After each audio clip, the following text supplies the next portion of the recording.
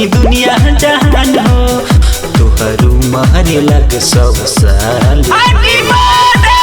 जुग जुग जियत रहो सुगनी बर्थडे मनाई हर साल हो। जुग जुग जियत रहो सुगनी बर्थडे मनाई हर साल हो। बर्थडे मनाई हर साल हो।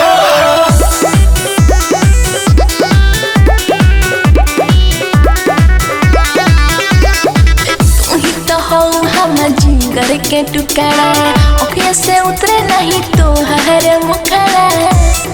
ए परी तू ही तो हो हमर जीवर के टुकड़ा आँखें से उतरे नहीं तोहर मुखड़ा तोहरे से बघर खुशहाल।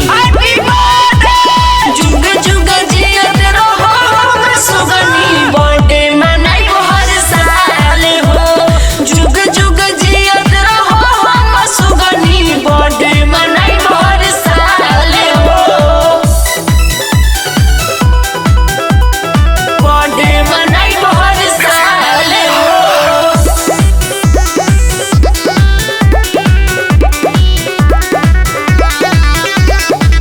धन दौलत सबे तू ही हमार हो तोहरा बिना हम बाटे सबे बेकार हो। ए सुगी धनी दौलत सब तू ही हमार हो तुहरा बिना बट सब बेकार हो तुहर लागे कमल मुस्कान।